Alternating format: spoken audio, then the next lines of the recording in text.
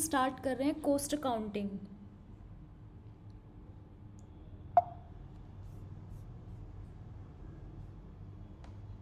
सबसे पहले ये समझते हैं कॉस्ट क्या होती है।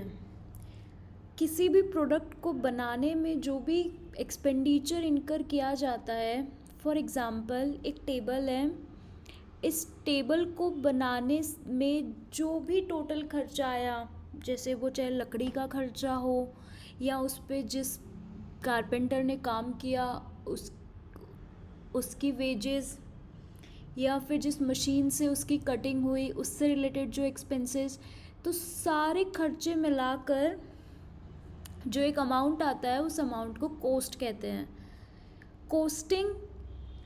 कोस्टिंग एक टेक्निक है और प्रोसेस ऑफ असर्टेनिंग कोस्ट को कैलकुलेट करने की जो टेक्निक है, जो प्रोसेस है, उसे कोस्टिंग कहते हैं।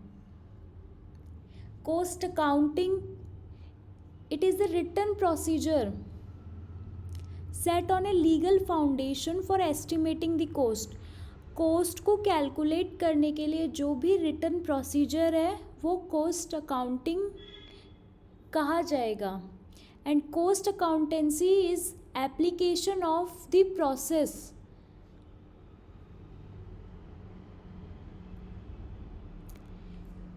What are the objectives of cost accounting? क्यों हमें ये सब्जेक्ट पढ़ना होता है? कॉस्ट अकाउंटिंग में क्या किया जाता है? पर्पस क्या है इसका? फर्स्ट, कॉस्ट असर्टेनमेंट, मतलब उस प्रोडक्ट, कोई भी प्रोडक्ट है उसकी कॉस्ट कैलकुलेट करना। सेकंड, कॉस्ट को कंट्रोल करना। उस टेबल वाले एग्जाम्पल को ही कंटिन्यू करते हैं। फर्स्ट ऑब्जेक्टिव के अकॉर्डिंग कॉस्ट, टेबल की कॉस्ट का पता लगाना कि एक टेबल को बनाने में कितना खर्चा लगा है। सेकेंड ऑब्जेक्टिव कॉस्ट अकाउंटिंग का होता है कॉस्ट कंट्रोल। हम जो भी खर्चा कर रहे हैं, जो एक्सपेंडिचर कर रहे हैं, उसको किस तरीके से कम किया जा सके, कंट्रोल किया जा सके। Third objective is cost reduction.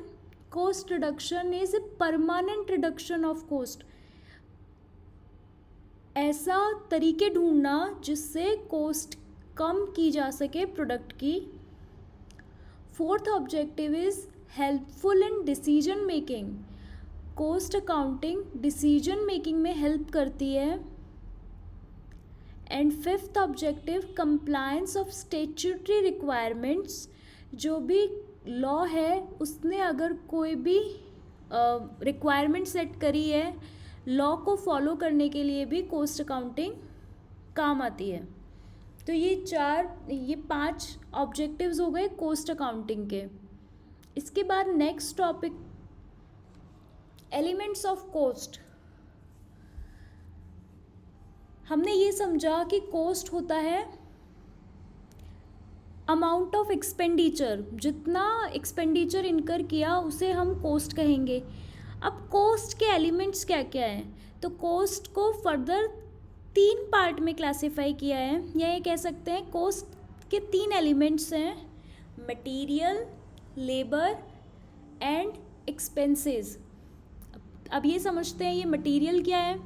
तो मटेरियल, जो भी मटेरियल पे जो खर्चा होगा, एक्सपेंडिचर इनकर्ड ऑन मटेरियल, वो मटेरियल के अंडर आएगा। लेबर से रिलेटेड कोई खर्चा होगा वो लेबर के अंडर आएगा। एंड एक्सपेंसेस, जो ना मटेरियल से रिलेटेड एक्सपेंडिचर है और ना लेबर से रिलेटेड एक्सपेंडिचर है, वो एक्सपेंसेस के अंडर आएगा। Material cost, the expenditure incurred on material in any business can be divided in 2 parts, direct material cost and indirect material cost. Table बनाई, तो टेबल में जो मटेरियल लग रहा है वो है लकड़ी, तो डायरेक्ट मटेरियल कॉस्ट तो हो गया, वो जो वुड या लकड़ी उस टेबल को बनाने में यूज़ की गई है वो आ जाएगा डायरेक्ट मटेरियल में। को direct material cost if some material can be allocated to particular cost center or cost unit. इसको सिंपल सी लैंग्वेज में अगर इसको समझें तो जो मटेरियल हम डायरेक्टली देख सकते हैं कि किसी प्रोडक्ट में लगा है उसे बोलेंगे डायरेक्ट मटेरियल कॉस्ट, और ऐसा कोई मटेरियल जिसे हम डायरेक्टली ट्रेस नहीं कर पा रहे वो आएगा इनडायरेक्ट मटेरियल कॉस्ट में. डायरेक्ट और इनडायरेक्ट को इस एग्जांपल से अच्छे से समझते हैं ताकि ये चीज़ फिर आपको कभी कंफ्यूज नहीं करे. 3 बिल्डिंग ए, बी और सी आर अंडर कंस्ट्रक्शन. एक कॉन्ट्रैक्टर 3 बिल्डिंग्स बना रहा है, building A, building B and building C. 20,000 bricks ये इसकी रेट है, एट द रेट ₹10,000 पर 1000 टू बिल्डिंग ए. बिल्डिंग ए बनाने में 20,000 ईंटें लगी है, बिल्डिंग बी बनाने में 10,000 ईंट लगी हैं एंड बिल्डिंग सी बनाने में 40,000. एंड पॉइंट नंबर 4 में लिखा हुआ है a truck load of gravel sand costing ₹48,000 was put near the building B. एक बजरी का ट्रक बिल्डिंग बी के पास लाके खाली किया, उसकी कॉस्ट है 48,000. अब इसमें ये देखना है कि डायरेक्ट मटेरियल कॉस्ट कितनी है और इनडायरेक्ट मटेरियल कॉस्ट कितनी है. तो देखिए फर्स्ट बिल्डिंग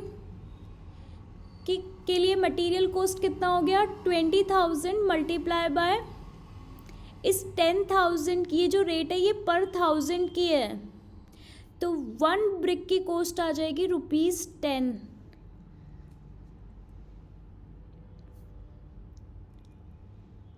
तो बिल्डिंग ए की डायरेक्ट मटेरियल कॉस्ट हो जाएगी ₹2 lakhs. बिल्डिंग बी की डायरेक्ट मटेरियल कॉस्ट हो जाएगी 10,000 multiply by 10 1 lakhs rupees. And building C की डायरेक्ट मटेरियल कॉस्ट हो जाएगी 40,000 मल्टीप्लाई बाय 10 तो 4 लाख रुपीज़.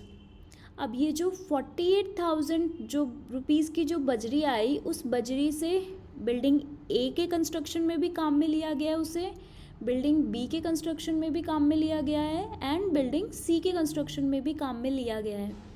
तो इस 40,000 का हम ये नहीं बोल सकते कि ये 40,000 पूरा का पूरा बिल्डिंग बी का है या ए का है या सी का है.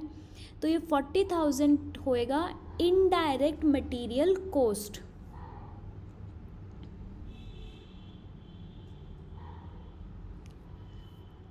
और इस 48,000 का जो इनडायरेक्ट मटेरियल कॉस्ट है इसको अपोर्शन किया जाएगा तीनों बिल्डिंग्स में किसी एप्रोप्रिएट बेसिस पे.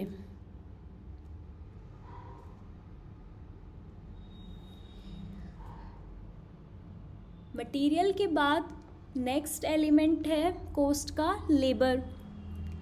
लेबर एक्सपेंडिचर को भी direct labour and indirect labour में क्लासिफाई करते हैं.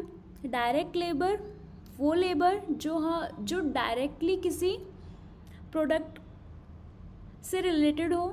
जैसे अगर बिल्डिंग ए को बनाने में कोई मजदूर लगा हुआ है तो वो सिर्फ बिल्डिंग ए की डायरेक्ट लेबर कॉस्ट होगी.